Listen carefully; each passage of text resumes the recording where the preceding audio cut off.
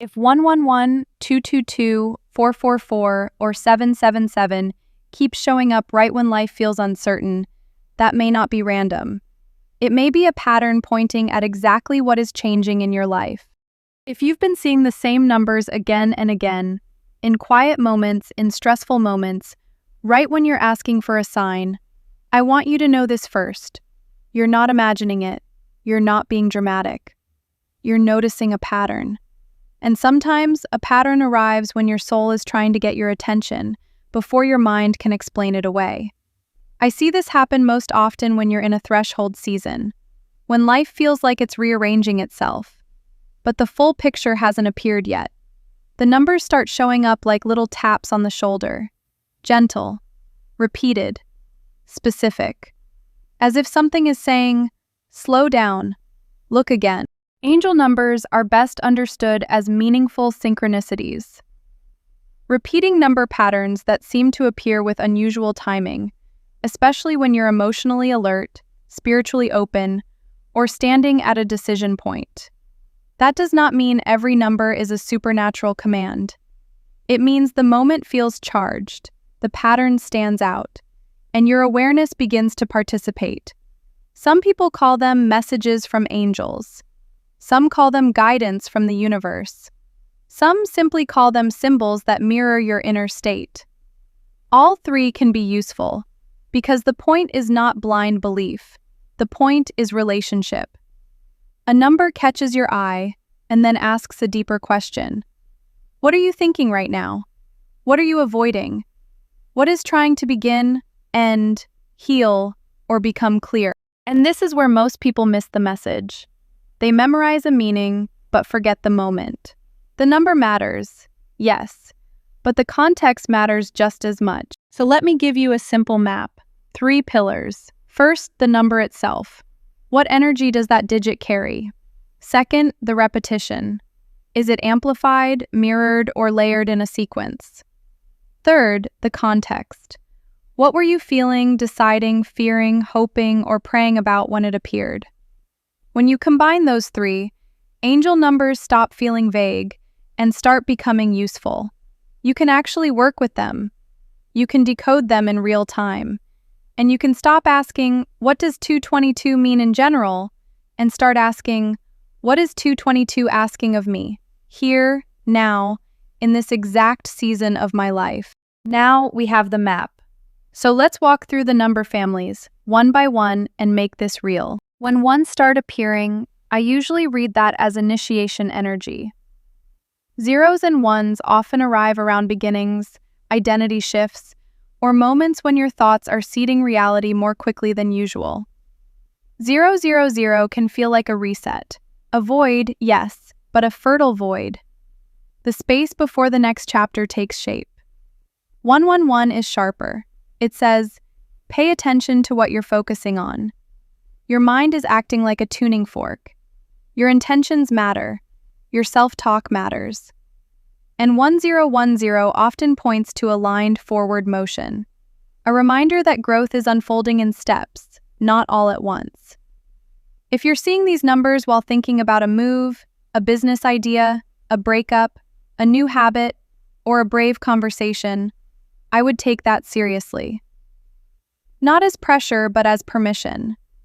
Life may be asking you to lead yourself more consciously. So if ones keep finding you, notice the thought you keep returning to. Repeated ones often show up when a choice is becoming a direction. Twos carry a softer frequency, but not a weaker one. They speak to harmony, patience, trust, and the quality of your relationships, including the relationship you have with yourself. 222 often appears when you're being asked to stop forcing and start trusting the process. Not passively. More like learning how to hold steady while something ripens.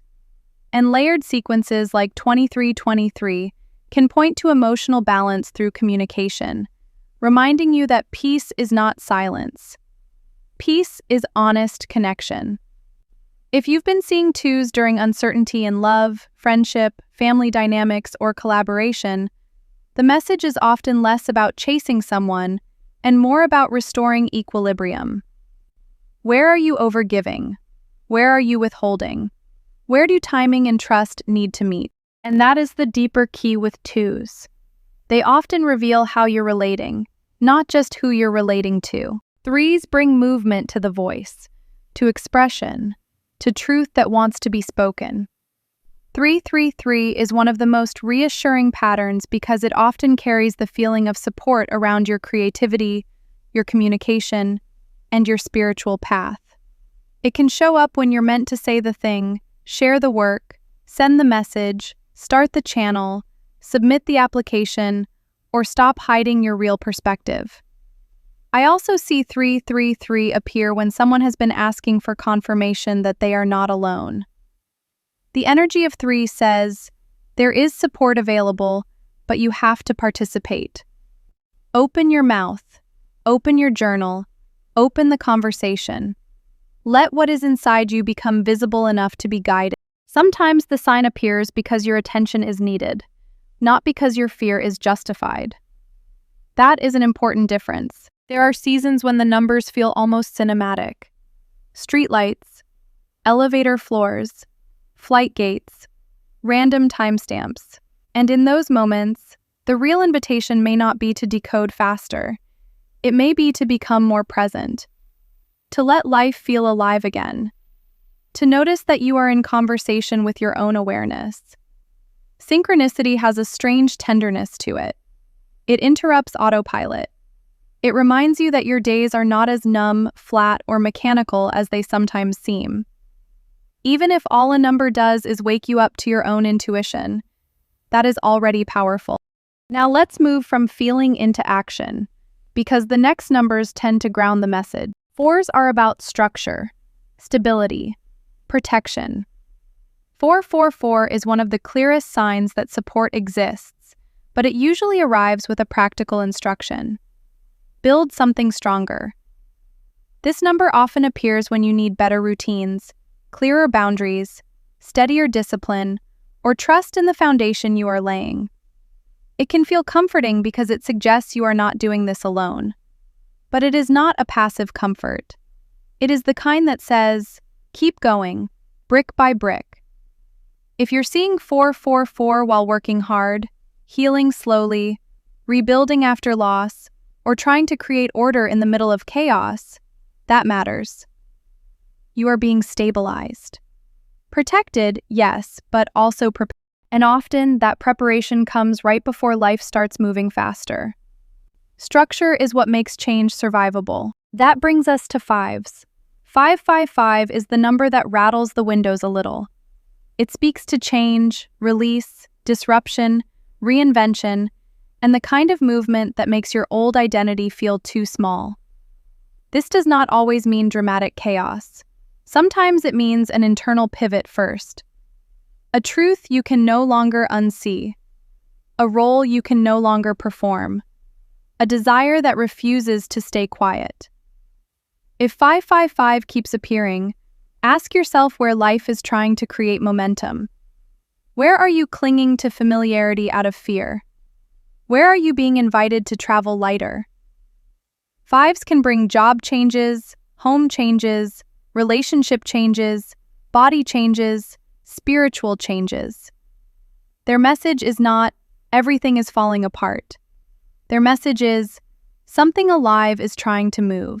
Before we go deeper, stay with me because the next numbers are the ones people misread most. If this is helping you make sense of what you've been seeing, subscribe and save this for later. We still need to cover the numbers people misunderstand most. Now we move into the numbers people often misunderstand the most. And honestly, the ones that can reveal the deepest shifts. Let's talk about 666 with fresh eyes. This number has collected so much fear, so much projection, that many people panic the moment they see it. But in spiritual interpretation, 666 is often less about danger and far more about recalibration. A return to balance. A call to notice where your focus has become distorted, overly material, overly anxious, overly externalized. If this number appears, I would not rush to fear.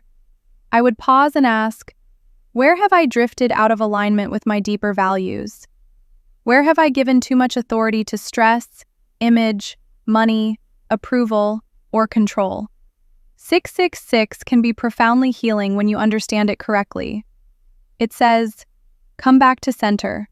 Come back to your body. Come back to what really matters.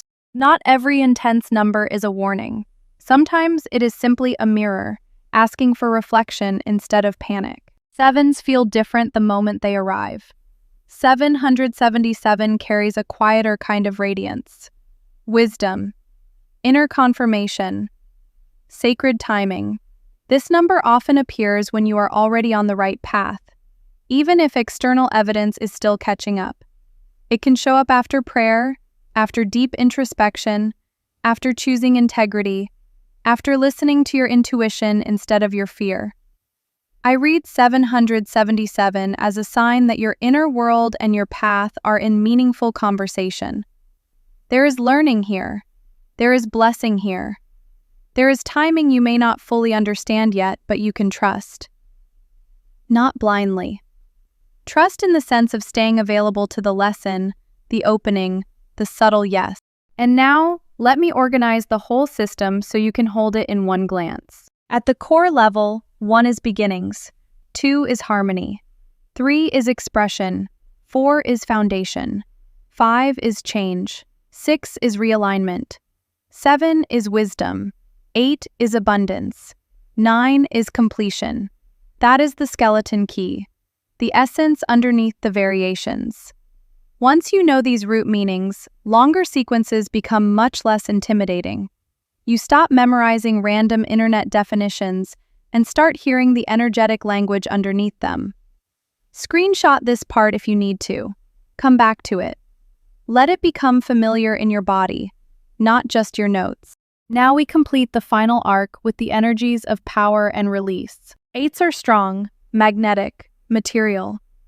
888 often arrives around abundance, authority, energetic return, and the moment when your effort begins to circulate back to you in visible form. Money can be part of this, yes, but so can confidence, influence, leadership, and karmic reward. If you are seeing 888, ask where you are being invited to receive more fully, manage more wisely, or stand in your value more unapologetically. This number can be deeply affirming for business, career, finances, and self-worth.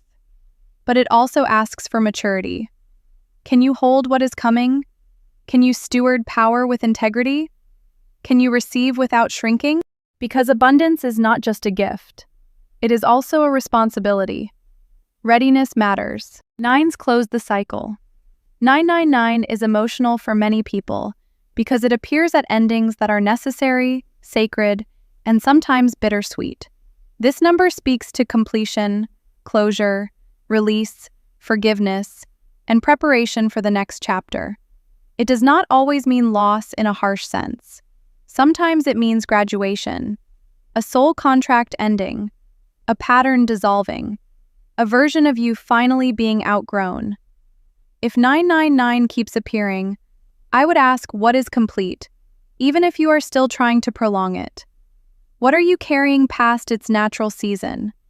What would happen if you let closure be clean? 9s are tender, but they are generous. They make space for what comes next. And now for the most practical part of this entire reading: how to decode any sequence you see, even if it's not one of the famous repeats. Here's the method I want you to use. First, break the sequence into its core digits. If you see 1212, look at 1 and 2, beginning and harmony, self-leadership and trust. If you see 383, think expression, abundance, expression. Then ask which energy is being emphasized through repetition. Second, notice the order. The first number often shows the initiating force.